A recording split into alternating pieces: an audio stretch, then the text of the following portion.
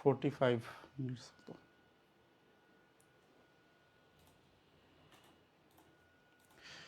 আসসালামু আলাইকুম এভরিওয়ান, আশা করি তোমরা সবাই অনেক বেশি ভালো আছো, সুস্থ আছো, যে যেখানে আছো ভালো আছো। শুরুতেই ক্ষমা চেয়ে নিচ্ছি, আজকে একটু লেট হয়ে গেল আসতে, একটু না অনেক লেট হয়ে গেছে। তো আমরা কথা বাড়াবো না, আমরা খুব দ্রুত শুরু করে দিব, তোমরা খুব দ্রুত যুক্ত হয়ে যাও।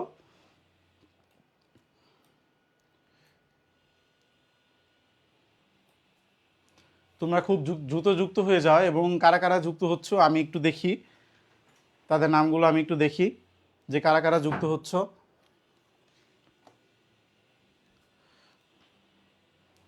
আমরা খুব দ্রুতই শুরু করে দিব ইনশাল্লাহ, ঠিক আছে?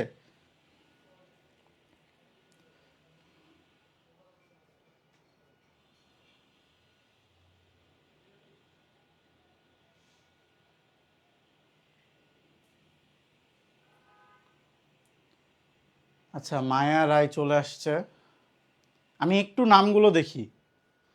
আদাব আদাব, আমি একটু নামগুলো দেখি, হ্যাঁ, কারা কারা যুক্ত হয়েছো। আর তোমরা যারা যারাই যুক্ত হবে না কেন, ক্লাসটা তোমরা বেশি বেশি শেয়ার করে দিবা। ওকে, বেশি বেশি ক্লাসটা শেয়ার করে দিবা। আলহামদুলিল্লাহ।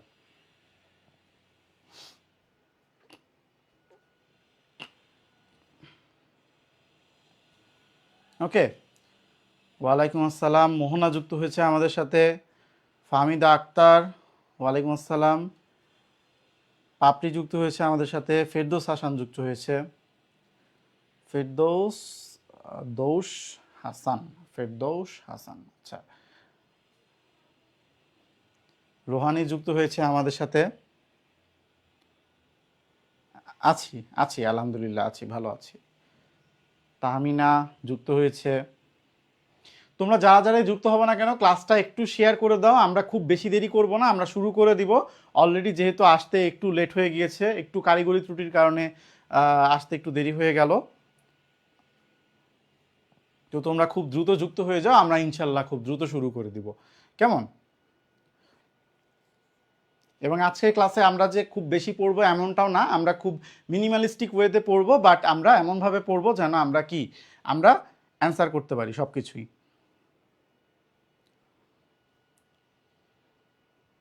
জি আপু, আছি আলহামদুলিল্লাহ আপু, ভালো আছি। আর তোমরা তোমাদের ফ্রেন্ডসদেরকে অবশ্যই অবশ্যই অবশ্যই মেনশন করে দাও, ঠিক আছে? ফ্রেন্ডসদেরকে অবশ্যই মেনশন করে দাও।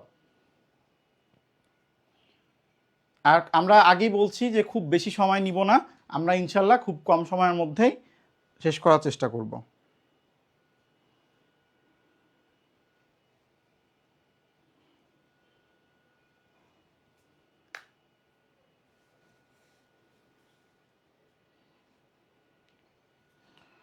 আচ্ছা দেখি এখানে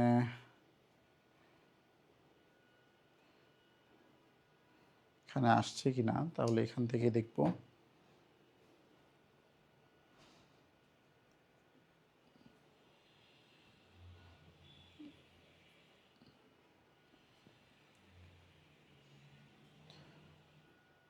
ঠিক আছে, তোমাদের ক্লাস টাইমটা যদিও 3:30টায় দেওয়া ছিল, বাট একটু কারিগরি ত্রুটির কারণে লেট হয়ে যায়, সো এই কারণে হচ্ছে আর কি এখন আসা। ওয়ালাইকুম আসসালাম। হ্যাঁ, এটা ফ্রি ক্লাস। আচ্ছা দেখো, তো তোমাদের সাথে একটু ডিসকাস করে নিই।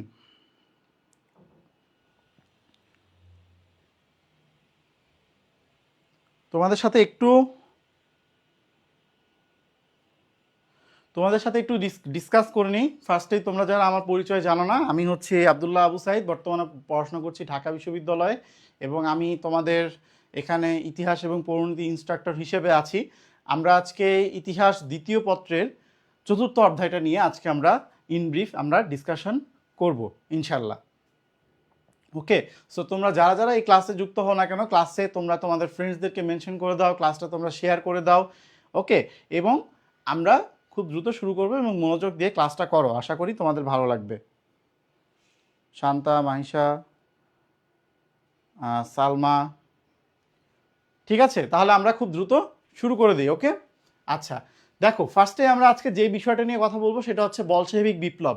ঠিক আছে, এখন বলশেভিক বিপ্লব নিয়ে তোমাদের একটা কনফিউশন ক্রিয়েট হয় যে ফরাসি বিপ্লব আর বলশেভিক বিপ্লবের মধ্যে। হ্যাঁ, ফরাসি বিপ্লবের ক্ষেত্রে বিষয়টা কি দাঁড়ায়, ফরাসি বিপ্লবের ক্ষেত্রে কিন্তু ঘটনা প্রবাহগুলো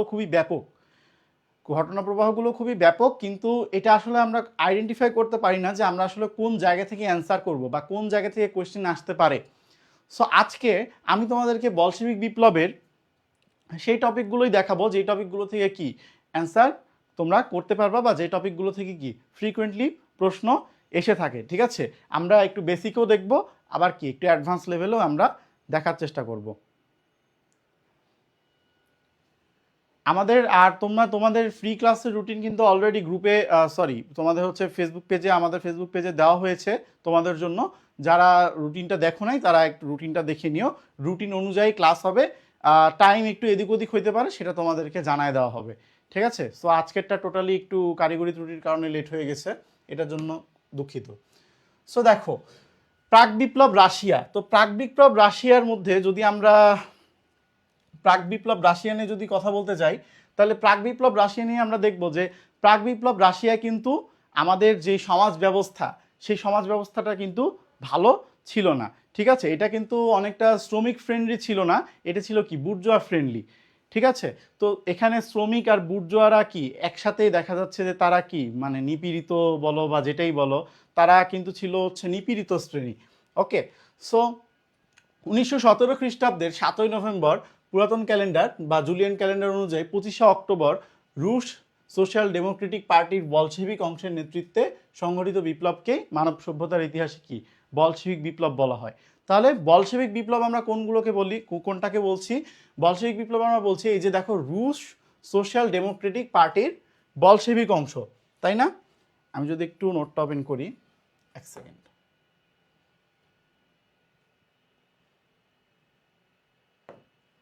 একটু দাঁড়াও, হ্যাঁ।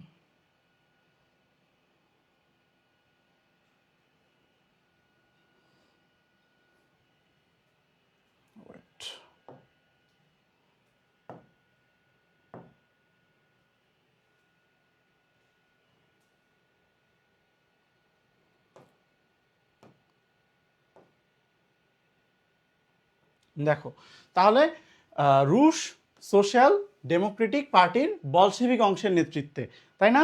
তো রুশ সোশ্যাল ডেমোক্রেটিক পার্টির কিন্তু দুইটা অংশ ছিল। একটা হচ্ছে দেখো, একটা অংশ হচ্ছে বলশেভিক,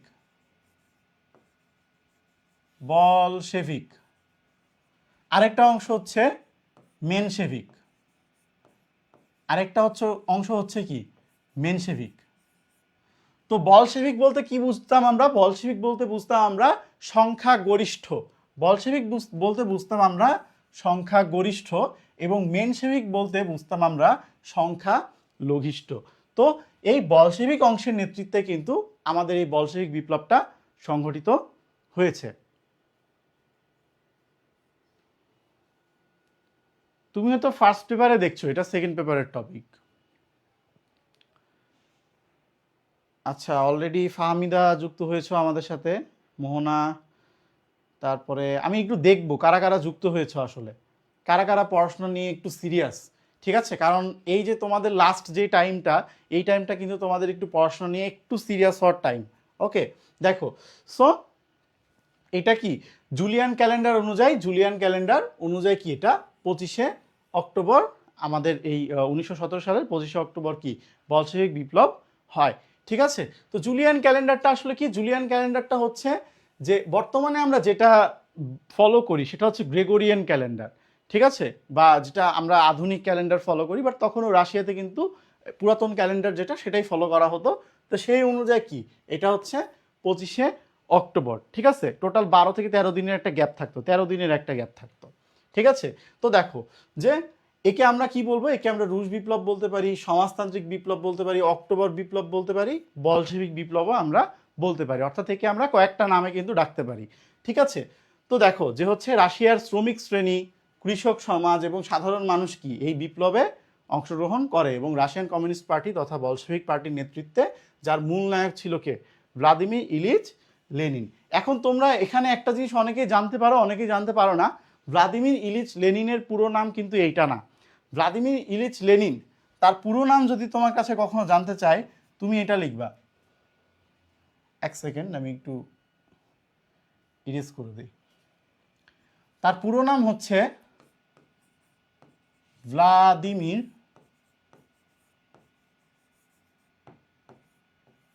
ইলিচ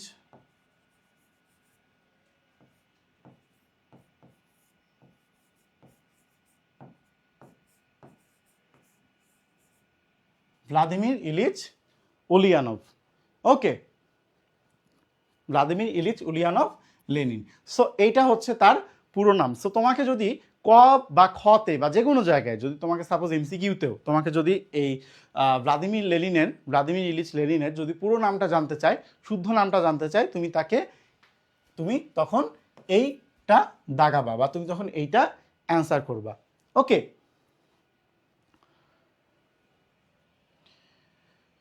ঠিক আছে।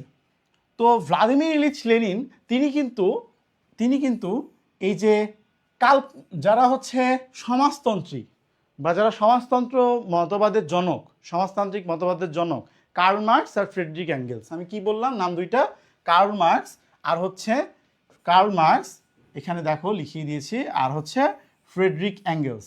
এদের যে সমাজতন্ত্র মতবাদের বা সমাজতান্ত্রিক মতবাদের যে বৈজ্ঞানিক ব্যাখ্যা, সেই বৈজ্ঞানিক ব্যাখ্যা অনুযায়ী কিন্তু সমাজতান্ত্রিক ভাবধারায় এরা কিন্তু কি এই সমাজতান্ত্রিক ভাবধারাটা এরা প্রথম মানুষের মধ্যে তৈরি করে, এবং সেই ভাবধারাকে কাজে লাগিয়েই বা সেই ভাবধারাকে পুঁজি করে কিন্তু ভ্লাদিমির ইলিচ উলিয়ানভ তিনি কিন্তু এই সমাজতান্ত্রিক বিপ্লবটা তিনি সংগঠিত করেন। মনে রাখবা, এই বলশেভিক বিপ্লবে ছিল কি এই পুরো পৃথিবীতে সমাজতান্ত্রিক প্রথম সফল সমাজতান্ত্রিক বিপ্লব ছিল হচ্ছে বলশেভিক বিপ্লব। ওকে, যখন রাশিয়ায় একবার বলশেভিক বিপ্লব হয়ে গেল তখন কি সারা বিশ্বে এই সমাজতান্ত্রিক যে মতবাদ সেইটা ছড়িয়ে পড়লো। ঠিক আছে, আমরা কিন্তু এটা কিন্তু প্রিভিয়াসলি আমরা দেখেছি। ঠিক আছে, আমরা ইউরোপের ক্ষেত্রে আমরা বলতে পারি যে হচ্ছে আগে যখন পূর্ব জার্মানি পশ্চিম জার্মানি ছিল তখন আমরা বলতে পারি, আমরা হচ্ছে কিউবা বলতে পারি, বা দেখা যাচ্ছে যে আমরা চীন বলতে পারি, চীন বলতে পারি। ঠিক আছে, সো তখন কি সমাজতান্ত্রিক যে মতবাদ বা সমাজতান্ত্রিক যে ভাবধারা সেটা কি সারা বিশ্বে এটা ছড়িয়ে পড়তে থাকে। ওকে,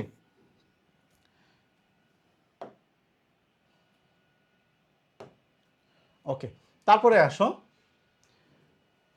রদেনটিন নামক ঐতিহাসিকের মতে 1917 খ্রিস্টাব্দে কি রাশিয়ায় প্রকৃতপক্ষে 3টা বিপ্লব ঘটে। ঠিক আছে, 3টা বিপ্লবের শেষ পর্যায়ে বলশেভিক দল লেনিনের নেতৃত্বে কি ক্ষমতা দখল করে সমাজতন্ত্র প্রতিষ্ঠা করে। অর্থাৎ বলশেভিক বিপ্লবের আগেও কি আরও 2টা বিপ্লব হয়েছিল। ঠিক আছে, এবং বলশেভিক বিপ্লবটা কি সর্বশেষ বিপ্লব ছিল। এটার প্রমাণ আমরা কোথায় পাই? এটার প্রমাণ আমরা পাই হচ্ছে এপ্রিল থিসিসে। তোমাকে যদি এপ্রিল থিসিসটা আমি একটু শর্টে এক্সপ্লেন করে দিই, খুব বেশি জটিল করে বুঝাচ্ছি না। এপ্রিল থিসিসটা হচ্ছে কি? এপ্রিল থিসিসটা হচ্ছে লেনিনেরই একটা ভবিষ্যৎবাণী। ঠিক আছে, যে এই শ্রমিক দল কি বুর্জোয়া শ্রেণীকে ক্ষমতাচ্যুত করে শ্রমিক দল অবশ্যই শ্রমিক দল ক্ষমতা দখল করবে, শ্রমিক দলকে ক্ষমতা দখল করতে হবে। ঠিক আছে, এই বিপ্লবই সেই বিপ্লব নয়। তো এইটাই মূলত হচ্ছে কি, এইটাই হচ্ছে বলশেভিক বিপ্লবের টোটাল একটা সামারি। ওকে, যে মধ্যবিত্ত এবং বুর্জোয়া শ্রেণী কি ক্ষমতা অধিকার করে। ঠিক আছে, সো তারপরে কি হয়, তারপরে কিন্তু এই যে শ্রমিক শ্রেণী, আমরা যেটা শ্রমিক শ্রেণীর কথা বলতেছি, যে রুশ সোশ্যাল ডেমোক্রেটিক পার্টি যেটার কথা বলতেছি, সো তারা কিন্তু পরবর্তীতে কি তারা ক্ষমতা দখল করে ফেলে।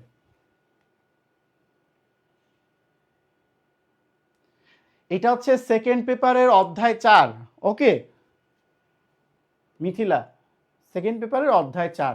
নোভা রহমান আমাদের সঙ্গে যুক্ত হয়েছে।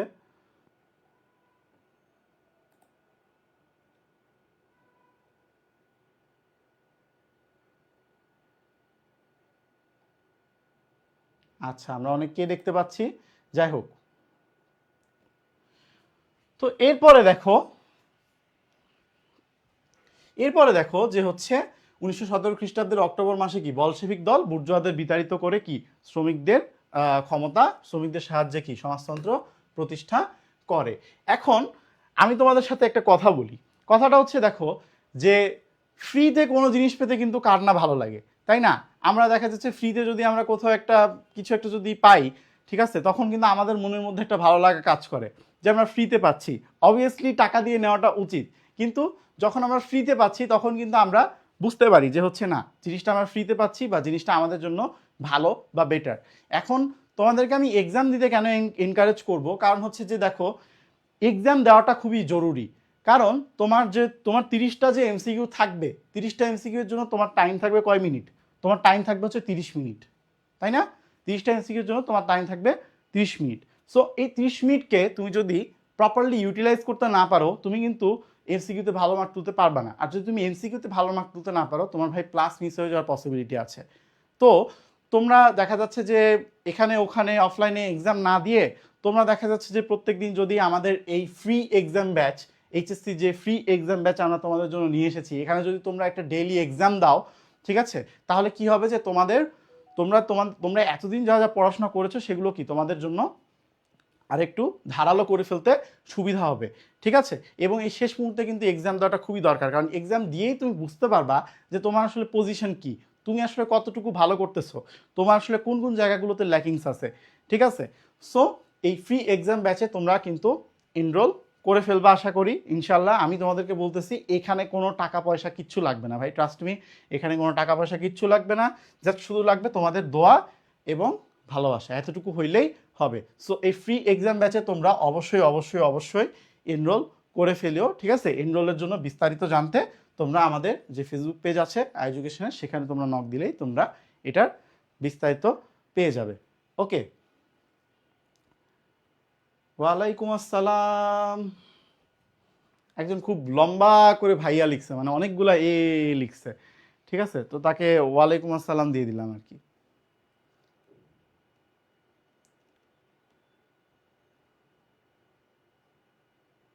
না, ম্যাটার না, এটা ম্যাটার না। দেখো, সো তোমরা ইনশাল্লাহ এটাতে তোমরা খুব দ্রুত এনরোল করে ফেলবে। আচ্ছা দেখো, পড়ায় ফিরি। তো দেখো যে হচ্ছে তখন সামাজিক অবস্থাটা কীরকম ছিল, দেখো তখন আমাদের যে প্রাক বিপ্লব রাশিয়ার তখন সামাজিক অবস্থাটা ছিল যে জনসংখ্যার প্রায় 77%ই ছিল হচ্ছে কৃষক। অর্থাৎ আমরা যে শ্রমিক শ্রেণী বলতেছি বা কৃষক শ্রেণী বলতেছি, তারা কিন্তু খুবই নাজুক একটা অবস্থায় ছিল এবং সকল ভূমি ছিল কি রাজপরিবার এবং অভিজাতদের দখলে, তাই না? তো একটা সমাজ ব্যবস্থায় তুমি যখন দেখবা যে সকল ভূমি যখন হচ্ছে রাজপরিবার বা অভিজাতদের দখলে থাকবে, অভিজাতদের নিপীড়নটা যখন একটু বেশি থাকবে, তখন কিন্তু এখানে কি যারা যারা দেখা যাচ্ছে শ্রমিক শ্রেণী আছে, ঠিক আছে, তারা তখন দেখা যাচ্ছে কি তারা অসন্তুষ্ট হবে, ঠিক আছে? তখন তাদের মনে কি একটা ক্ষোভ দানা বাঁধবে, যেটা কিন্তু বলশেবিক বিপ্লবের ক্ষেত্রে হয়েছিল, আমরা দেখেছি। তারপরে দেখো যে শ্রমিকদের পারিশ্রমিকটা অনেক কম ছিল, প্রায় তারা 11 থেকে 13 ঘন্টা মতো কাজ করতো, কিন্তু তারা তাদের প্রপার পারিশ্রমিকটাও পেত না, ঠিক আছে? তো এই সকল সামাজিক অবস্থায় কিন্তু তাদেরকে বিপ্লবের দিকে ধাবিত করে। আর অর্থনৈতিক অবস্থা তো আগেই বললাম যে অর্থনৈতিক অবস্থা ছিল খুবই বেশি শোচনীয়, ঠিক আছে? যেহেতু তখন হচ্ছে জার শাসন ছিল, ঠিক আছে? তো এই জার শাসনের কারণে দেখা যাচ্ছে তারা ম্যাক্সিমাম সম্পদই কি এই অভিজাত এবং রাজপরিবারের যারা মানুষ ছিল তাদেরই মধ্যে আবিষ্ট ছিল। তো দেখো যে হচ্ছে, আর এরপরে আমি তোমাদেরকে বলি একটা জিনিস, সেটা হচ্ছে যে আমাদের যে তোমরা অনেকেই জেনে থাকবা যে হচ্ছে আমাদের টেস্ট পরবর্তী যে ফাইনাল রিভিশন, সেটার কিন্তু অলরেডি আমাদের কিন্তু এটার কিন্তু ভর্তি অলরেডি শুরু হয়ে গেছে, ঠিক আছে? তো এখানে কিন্তু তোমরা দেখা যাচ্ছে যে বাংলা ইংরেজি আইসিটির কিন্তু তোমরা 40টা করে কিন্তু তোমরা লাইভ ক্লাস পাচ্ছ। এছাড়াও কিন্তু দেখা যাচ্ছে যে তোমাদের মানবিক বিভাগের যতগুলো সাবজেক্ট আছে, যেমন দেখা যাচ্ছে যে যুক্তিবিদ্যা, পৌরনীতি, ভূগোল, সমাজবিজ্ঞান, ইতিহাস, ইসলামের ইতিহাস, এগুলোরও কিন্তু তোমরা কি লাইভ ক্লাস পাচ্ছ। এখন দেখো যে টেস্ট পেপার সলভ করাটা কেন বেশি গুরুত্বপূর্ণ, এটা একটু আমি শর্ট ব্রিফ দিয়ে দিই। যে টেস্ট পেপার তুমি যখনই বেশি সলভ করবা, তখনই কিন্তু তোমার এ প্লাস পাওয়ার সম্ভাবনাটা কি বেড়ে যাবে, বেড়ে যাবে। এবং তোমার যত বেশি প্র্যাকটিস হবে, যত বেশি তুমি টেস্ট পেপার সলভ করবা, তত বেশি কি তুমি বুঝতে পারবা যে আসলে কোন কোন জায়গাগুলো থেকে আমার ফ্রিকুয়েন্টলি প্রশ্ন আসে বা কোন কোন জায়গাগুলো থেকে আমার প্রশ্ন পড়তে হবে। এখন এখানে একটা বিষয় আছে যে তুমি একটা জিনিস তুমি ডিসাইড করো যে তুমি গাদা গাদা টাকা দিয়ে তুমি কি হচ্ছে এতগুলো গাদা গাদা টেস্ট পেপার কিনবা যেগুলো তুমি কখনো হাত দিয়েও ধরে দেখবা না, আমি তোমাকে গ্যারান্টি দিচ্ছি। বাট তুমি এরকম একটা কোর্স কিনবা, আমাদের এই কোর্সটা কিনবা, সারা বাংলাদেশে ভাই আমরাই এভাবে আনছি যে আমরা তোমাদেরকে সব কিছু করে দিব, আমরা তোমাকে অ্যানালাইসিস করে দিব, আমরা তোমাকে সাজেশন দিব। একজন সাজেশনের কথা বলতেছিল যে হচ্ছে সাজেশন দেন, তো আমরা তোমাকে অ্যানালাইসিস করে আমরা তোমাকে সাজেশন দিব, আর তারপর হচ্ছে বোর্ড এবং শীর্ষস্থানীয় কলেজের যে টপ এমসিকিউগুলো আছে, যেগুলো পড়লে তোমরা কমন পাবাই, সেগুলো তোমাকে অ্যানালাইসিস করে তোমাকে সামনে সাজিয়ে এনে দিব। তো ভাই তোমাকে যদি আমি, তোমরা অনেকে রোজা আছো, তারপরেও বলি, তোমাদেরকে যদি আমি মুখের সামনে যদি খাবার তুলে এনে যদি খাওয়াই দেই, তাহলে কি সেটা জিনিসটা ভালো না? তোমার কাজ হচ্ছে ভাই তুমি শুধু খাবারটা আমার হাত থেকে খাবা, দ্যাটস ইট, তোমাকে আর অন্য কোনো কিচ্ছু করতে হবে না। সো এত কিছু তোমরা কত টাকায় পাচ্ছ? এত কিছু তোমরা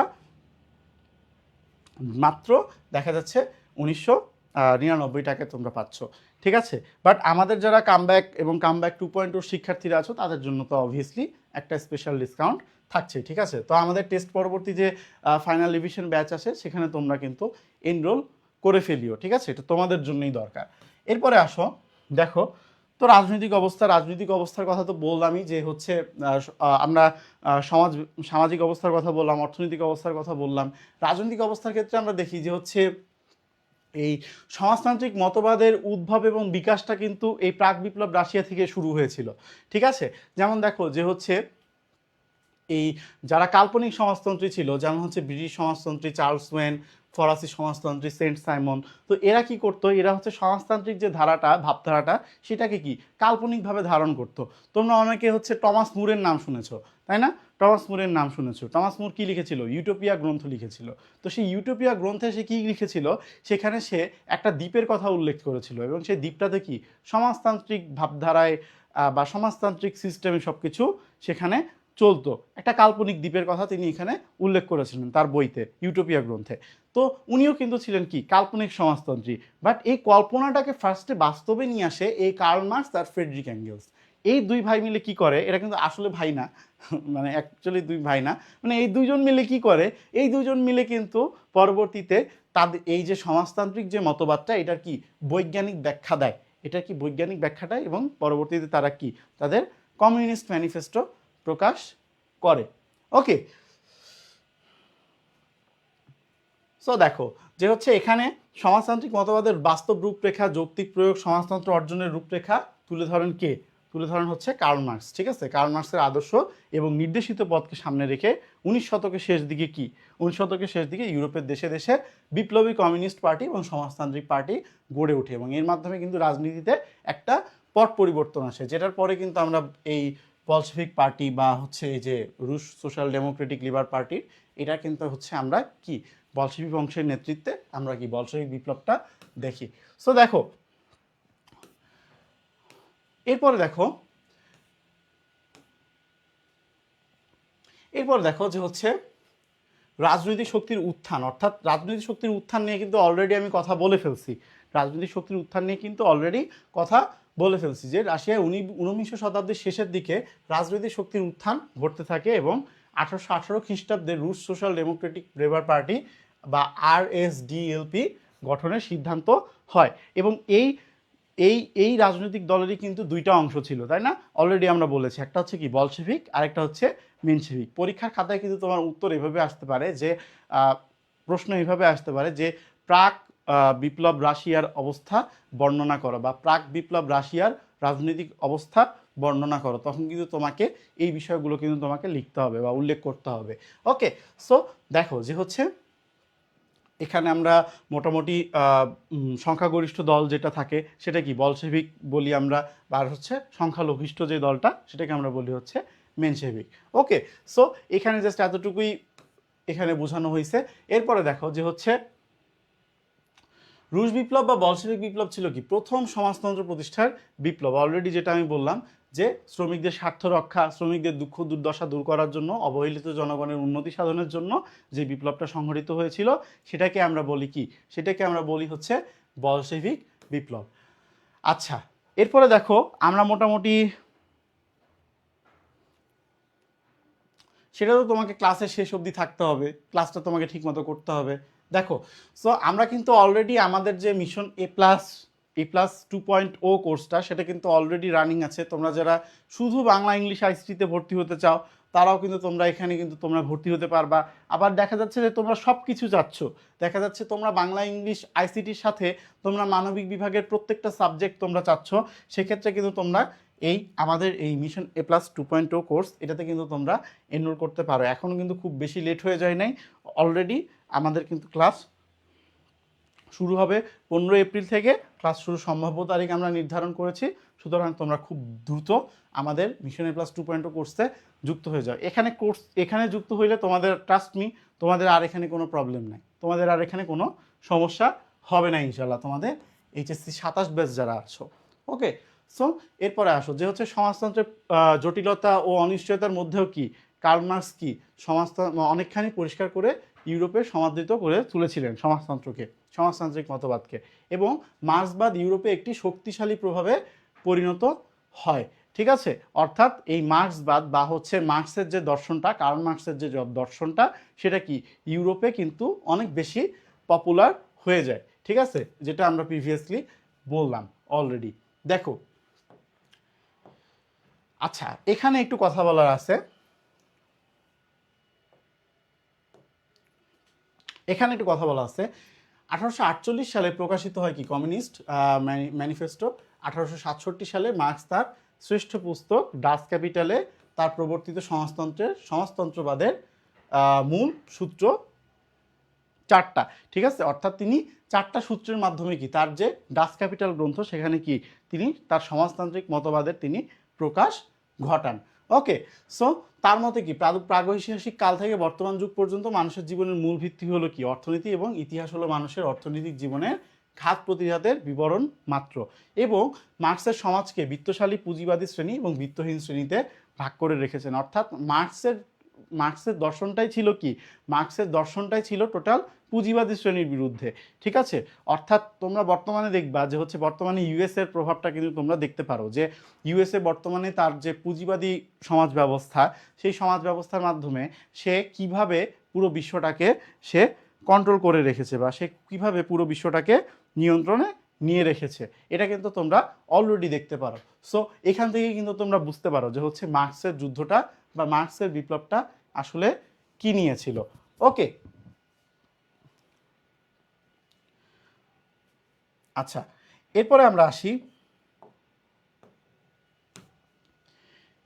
আমরা আসি তৃতীয়ত, তিনি রিকার্ডো সহ ইংরেজ অর্থনীতিবিদদের দ্বারা প্রভাবিত হয়ে কি উদ্ধৃত অর্থনীতি নামক মতবাদ প্রচার করেন। ঠিক আছে, অর্থাৎ তার অর্থনৈতিক মতবাদের বিষয়টাই ছিল কি যে সম্পদের সকল মালিকানা, তোমাদের যাদের অর্থনীতি আছে তোমরা অলরেডি জানো যে সম্পদের সকল মালিকানা কি রাষ্ট্রীয় আওতাধীন থাকবে। ঠিক আছে, অর্থাৎ আমি যদি বাজারে কখনো, আমার যদি মনে হয়, আমি যদি চাই, আমি যদি বাজারে কখনো 10 কেজি চাল কিনতে চাই, আমি 10 কেজি চাল কিনতে পারবো না। সরকার থেকে আমাকে নির্ধারণ করে দিবে যে তুমি 5 কেজির বেশি তুমি একদিনে চাল কখনোই কিনতে পারবা না। বাট পুঁজিবাদী শ্রেণী ব্যবস্থা কিন্তু এই জিনিসটা নাই। পুঁজিবাদী শ্রেণী ব্যবস্থায় কি আছে যে তোমার টাকা আছে, তুমি চাইলে 10 কেজি কিনতে পারো, তুমি চাইলে 100 কেজিও কিনতে পারো। বিষয়টা অনেকটা এইরকম।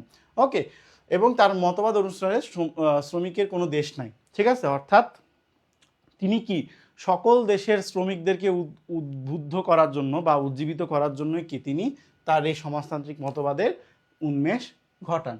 ঠিক আছে, এখন দেখো বলশেবিক বিপ্লবে দার্শনিকদের অবদান, এটা কিন্তু খুব বেশি ইম্পর্টেন্ট, তাই না?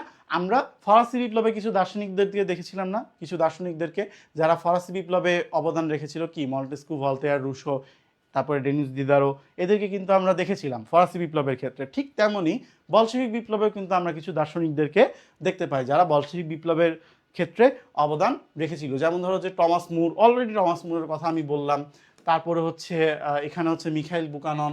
ঠিক আছে, তার কথা বললাম। তার হচ্ছে একটা কি প্রবন্ধ ছিল যে দ্য রিয়াকশন ইন জার্মানি, এটা ছিল কি তার বিখ্যাত প্রবন্ধ। টমাস মুরের কথা অলরেডি বললাম যে টমাস মুরের ইউটোপিয়া গ্রন্থে তিনি কিভাবে কাল্পনিক চিন্তা চেতনায় সমাজতান্ত্রিক মতবাদটা তুলে ধরেছেন।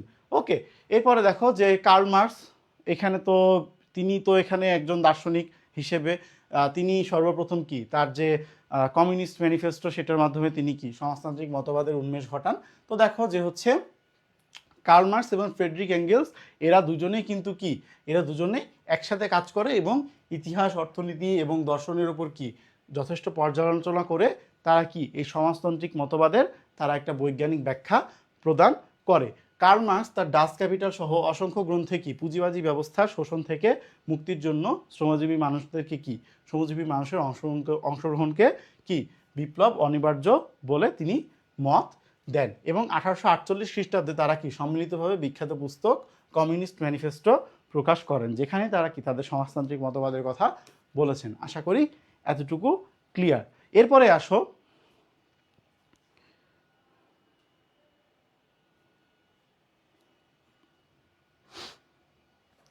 এরপরে আসো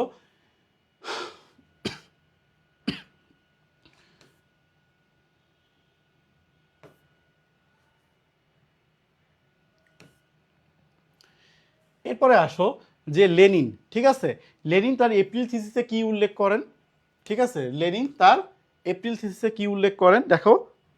বলশেভিক নেতা লেনিন 3রা এপ্রিল সুইজারল্যান্ডের নির্বাসন থেকে দেশে ফিরে এসে তিনি কিন্তু তার এপ্রিল থিসিস ঘোষণা করেন। সেখানে তিনি কি উল্লেখ করেন যে 1 মার্চ বিপ্লবে বুর্জোয়া শ্রেণীরা কি বিজয় হয়েছে, বুর্জোয়া শ্রেণীর বিজয় হয়েছে।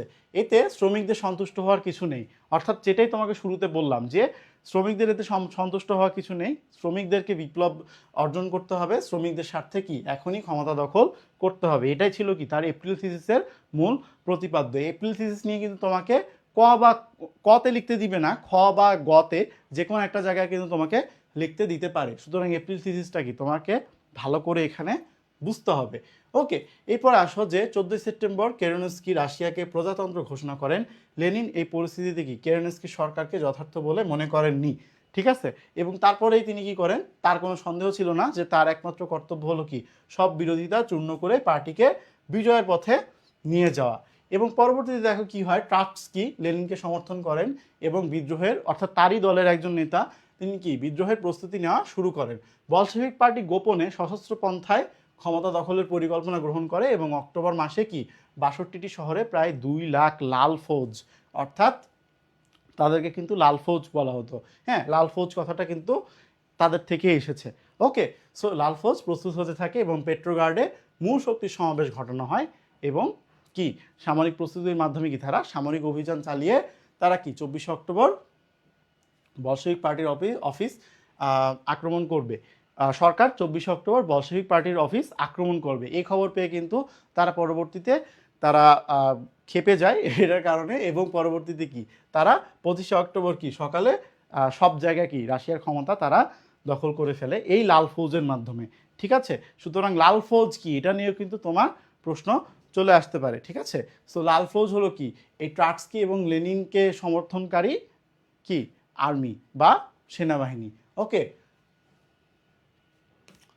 এরপরে আসো 1924 খ্রিস্টাব্দে অস্থায়ী সংবিধান বাতিল করে একটি স্থায়ী সংবিধান প্রণয়ন করা হয় এবং স্থায়ী নতুন সংবিধানে কি দেশের শাসন ক্ষমতা 4টি সংস্থার উপর ন্যস্ত করা হয় এবং দেশের নামকরণ করা হয় কি USSR, union of Soviet socialist Republic. সেখান থেকে কিন্তু আমাদের এই সোভিয়েত ইউনিয়নের যাত্রা শুরু, ঠিক আছে। সেখান থেকেই পরবর্তীতে সেটা কি পরবর্তীতে সোভিয়েত যুক্তরাষ্ট্রে পরিণত হয়।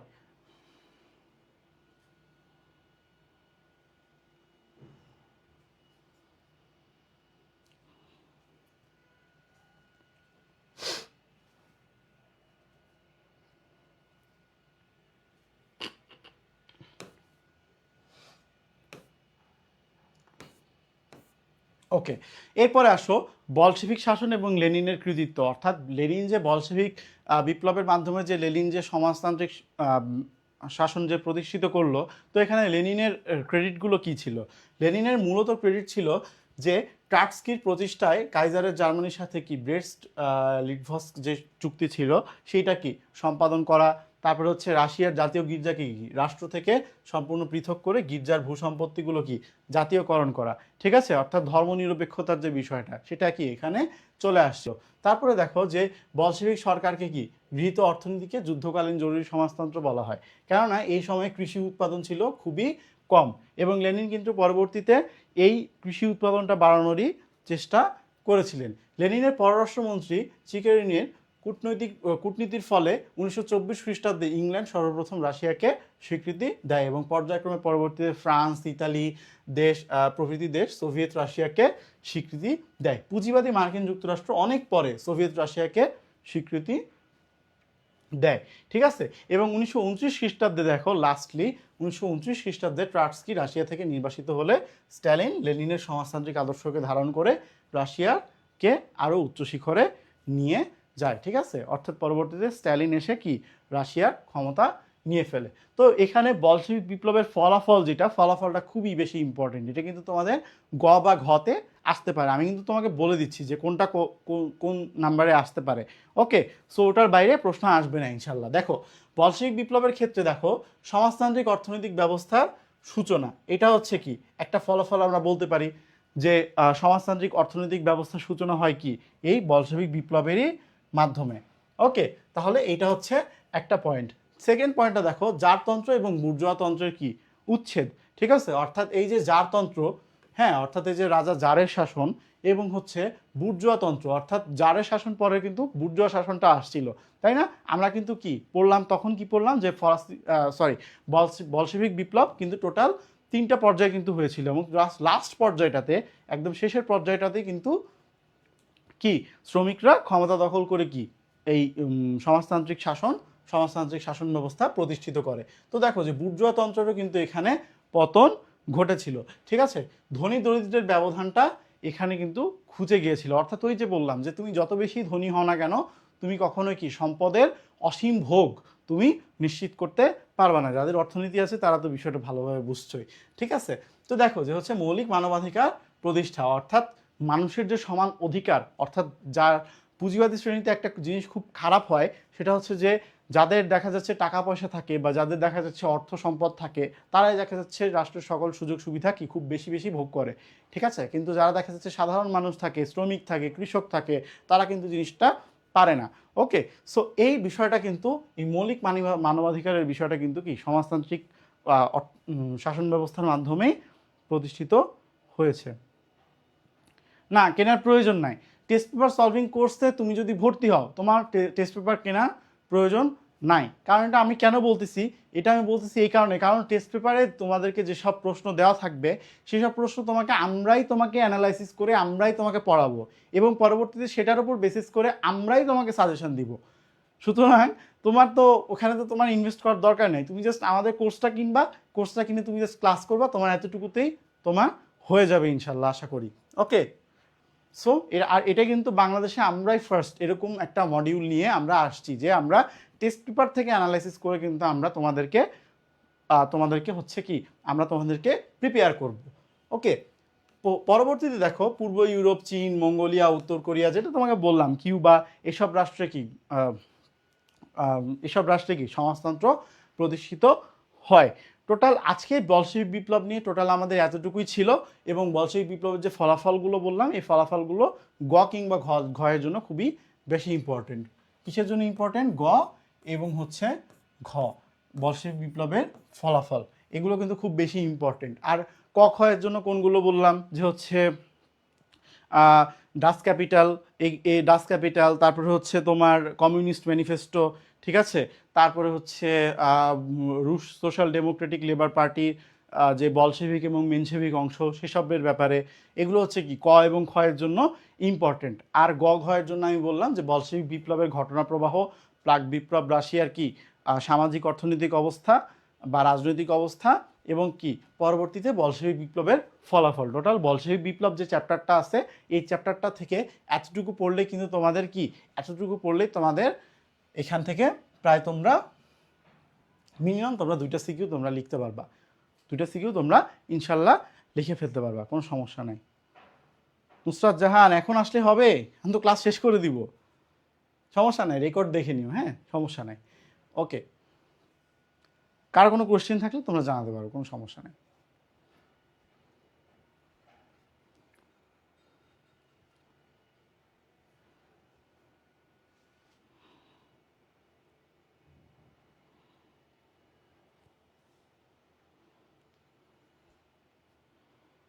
কার কোনো প্রশ্ন থাকলে জানাতে পারো, যদি প্রশ্ন না থাকে তাহলে আজকে ক্লাসটা আমরা এখানেই শেষ করে দিচ্ছি।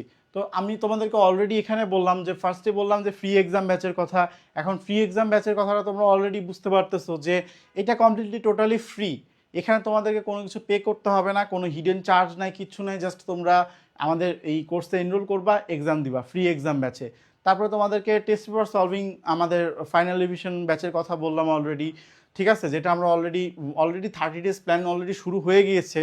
অলরেডি শুরু হয়ে গিয়েছে, এখন আমরা মেইন যে লাইভ ক্লাসগুলো আছে সেগুলো আমরা সামনে নিব। তো টেস্ট পেপার সলভিং ব্যাচটাও কিন্তু তোমরা কিন্তু টেস্ট পেপার সলভিং ব্যাচেও কিন্তু তোমরা এনরোল করে ফেলবা। এখন অনেকে 27-এর যারা এইচএসসি 27 ব্যাচের শিক্ষার্থীরা আছো তারা কিন্তু এখানে মনে করতে পারো যে ভাই আমি তো 27 ব্যাচের শিক্ষার্থী, আমি কি এখানে আসতে পারবো? আমি তোমাকে বলবো যে অবভিয়াসলি আসতে পারবা, you are welcome to come. কেন? কারণ দেখো যে হচ্ছে ইউ আর মোস্ট ওয়েলকাম, যে তুমি এখানে আসতে পারবা। কেন আসতে পারবা তোমাকে আমি বলি, কারণ হচ্ছে যে তোমার প্রিপারেশনটা তুমি আগে থেকে নিয়ে ফেলতে পারবা। তোমার প্রিপারেশনটা আগে থেকেই হয়ে যাচ্ছে, তুমি আগে থেকে বুঝতেছো যে আসলে কোন প্যাটার্নে কোয়েশ্চেনগুলো আসে বা কোন প্যাটার্নে কোয়েশ্চেনগুলো আসার পসিবিলিটি বেশি, ঠিক আছে? সো তুমি কিন্তু এখানে আগে থেকেই জিনিসটা বুঝতে পারতেছো। আর 26 ব্যাচের জন্য তো জিনিসটা ফরজ, ওকে, যে তোমাদের কিন্তু অলরেডি টেস্ট পেপার অ্যানালাইসিস করে কিন্তু তোমাদেরকে যেই প্রশ্নগুলো সলভ করার যে বিষয়টা আসে সেটা কিন্তু তোমাদেরকে অলরেডি শুরু করে দিতে হবে। কারণ কিন্তু এক্সামে তোমার কাছে মনে হচ্ছে এক্সামের প্রচুর টাইম, বাট আলটিমেটলি কিন্তু এক্সামে খুব বেশি দিন টাইম নাই, ওকে? সো এতগুলো টাইম কিন্তু চোখের পলকে চলে যাবে। সো তোমাকে কিন্তু এখানে মানে বুদ্ধিমান এর মতো কাজ করতে হবে, ঠিক আছে? আর অলরেডি মিশন এ প্লাস 2.0 কথা বললাম, এইচএসসি 27 ব্যাচের শিক্ষার্থীরা যারা আছো, ঠিক আছে? সো তোমরা অলরেডি জানো যে তোমাদেরকে কি করতে হবে, ওকে? সময় আছে করে কিন্তু এইচএসসির অলরেডি কিন্তু তোমরা একটা বছর ওয়েস্ট করেই ফেলতেছো, সুতরাং বাকি টাইমটা ওয়েস্ট করিও না। সো তোমরা সবাই ভালো থাকবা, সুস্থ থাকবা। এবং ওমা আমি তো বললাম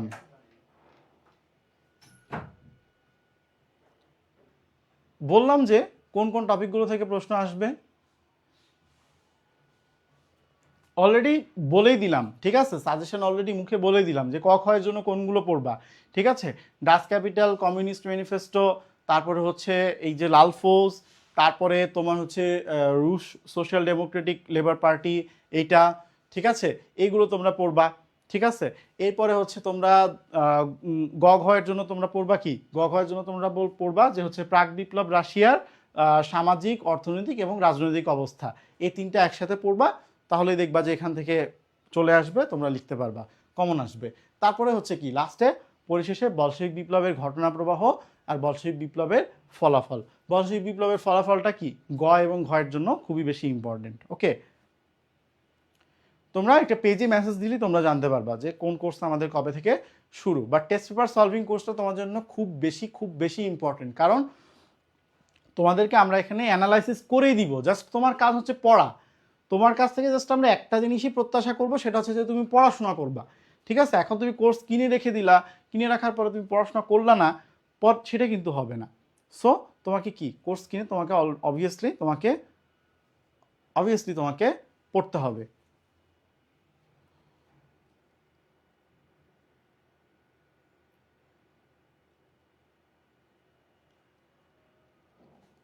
ওকে, সো আজকের মতো এখানেই বিদায় নিচ্ছি। তোমরা সবাই ভালো থাকবা, সুস্থ থাকবা, ঠিক আছে? রমজান মাস বেশি বেশি ইবাদত করার চেষ্টা করবা এবং সেই সাথে কি পড়াশোনাটাও ঠিক রাখবা। ইনশাল্লাহ তোমাদের সাথে দেখা হবে আবারও, ততদিন পর্যন্ত খোদা হাফেজ।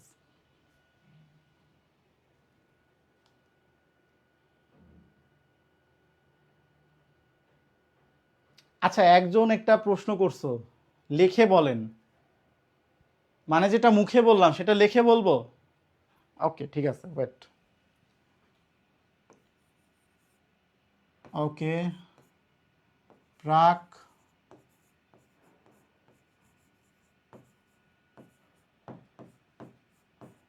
রাশিয়া,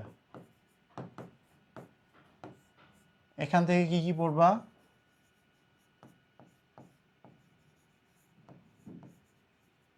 অর্থনৈতিক, সামাজিক, রাজনৈতিক।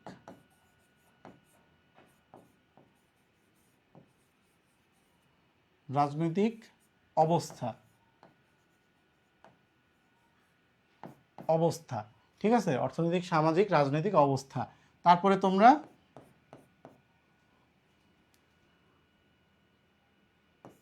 এটা সংক্ষেপে লিখলাম, RSLDP, রুশ social Democratic labour party, RSDLP। তারপর হচ্ছে লাল ফৌজ,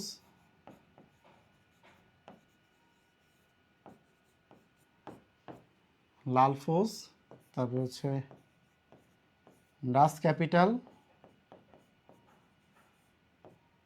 তারপর হচ্ছে কমিউনিস্ট,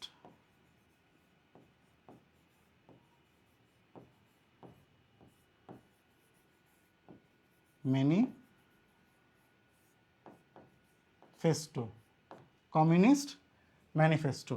এটা হচ্ছে ক এবং খ। তারপরে আরেকটা এখানে কি আসবে, আরেকটা আসবে হচ্ছে বলশেভিক বিপ্লব,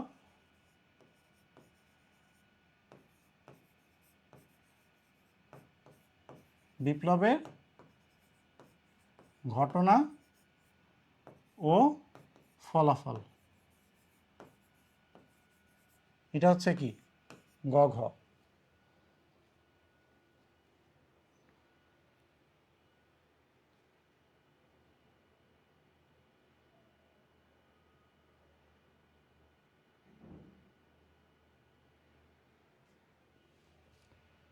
এই চ্যাপ্টার থেকে এটা পড়লেই তোমাদের জন্য এনাফ আশা করি।